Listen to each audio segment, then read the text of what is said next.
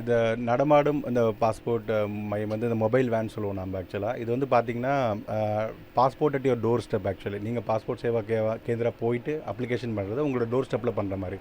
But இந்த van வந்து பார்த்தீங்கன்னா, ஒரே ஒரு வேன் தான் இருக்குது. RPO Chennai regional passport officer சென்னையோட கண்ட்ரோலில் இந்த வேன் இருக்குது.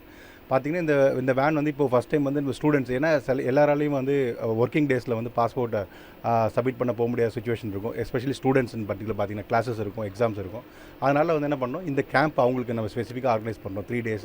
இந்த மொபைல் வேனில் பார்த்தீங்கன்னா ஒரு நாளைக்கு 40லேருந்து 45 அப்பாயின்மெண்ட்ஸ் வந்து நம்ம ரிலீஸ் பண்ணி ப்ராசஸ் பண்ணலாம்.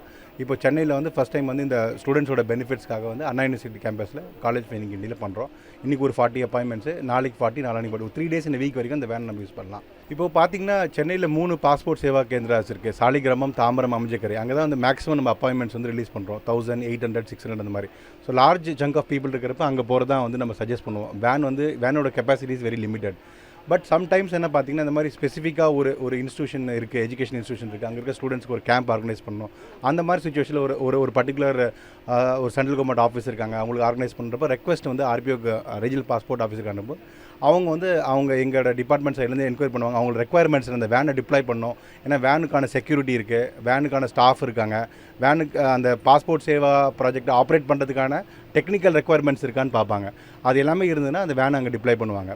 ஸோ ஜென்ரலாக வந்து பார்த்திங்கன்னா, we encourage people to go to passport Seva Kendra. ஏன்னா அங்கே வந்து அவங்க போனாலும் அங்கேயும் 30 நிமிஷத்தில் ப்ராசஸ் முடிச்சிருவாங்க. ஒரு சில சுச்சுவேஷன்ஸில் வந்து இப்போ ஒரு பர்டிகுலர் டிஸ்ட்ரிக்டில் வந்து அப்பாயின்மெண்ட் சைக்கிள் ரொம்ப ஜாஸ்தி இருக்குது, காத்திருக்கும் நேரம் ஜாஸ்தி இருந்ததுன்னா அப்போ கூட இந்த வேனை வந்து ஒரு அடிஷ்னல் இது வந்து ஒரு அடிஷ்னல் சர்வீஸ் மாதிரி ஆக்சுவலாக பார்த்தீங்கன்னா. அப்போ வந்து இந்த வேனை டிப்ளை பண்ணுறப்ப இன்னும் எக்ஸ்ட்ரா ஒரு 40 பேர் வந்து ஒரு நாளைக்கு வந்து அப்பாயின்மெண்ட் எடுத்து அதை கிளியர் பண்ணலாம். ஸோ அந்த மாதிரி தான் வேன் இந்த வேன் வந்து இப்போ ஸ்பெசிஃபிக்காக இப்போ இண்டிவிஜுவலாக ரெக்வஸ்ட் பண்ணுறப்ப வந்து இதை வந்து நம்ம அக்செப்ட் பண்ணுறது ரொம்ப கஷ்டம். ஏன்னா ஒரே ஒரு வேன் தான் இருக்குது, அது எல்லா இடத்துக்கு போகணும் இல்லையா, அதுக்கான லிமிடேஷன்ஸ் இருக்குது. பட் இந்த மாதிரி ஒரு ஸ்பெசிஃபிக் குரூப் ஆஃப் பீப்புள், ஒரு இன்ஸ்டியூஷன்ஸ், எஜுகேஷன் இன்ஸ்டியூஷன் இருக்காங்க, ஸ்டூடெண்ட்டோட பெனிஃபிட்ஸ்க்காக நம்ம என்ன பண்ணுறோம், அவங்களால வர முடியாத சுச்சுவேஷன் இருக்கனால வி ஆர்கனைஸ் திஸ் கேம்ப் ஆக்சுவலாக பார்த்தீங்கன்னா.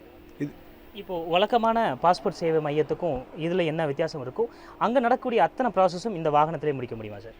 இப்போ பேசிக்காக அப்ளிகண்ட்டை பொறுத்த வரைக்கும் அவங்க ஆன்லைனில் அப்ளிகேஷன் பண்ணிடுவாங்க. அந்த அப்ளிகேஷன் நீங்கள் சப்மிட் பண்ண வரப்போ அவங்களுக்கு பயோமெட்ரிக்ஸ் அண்ட் ஃபோட்டோகிராஃபை அவங்க டாக்குமெண்ட் ப்ராசஸ் சப்மிட் பண்ணுவாங்க.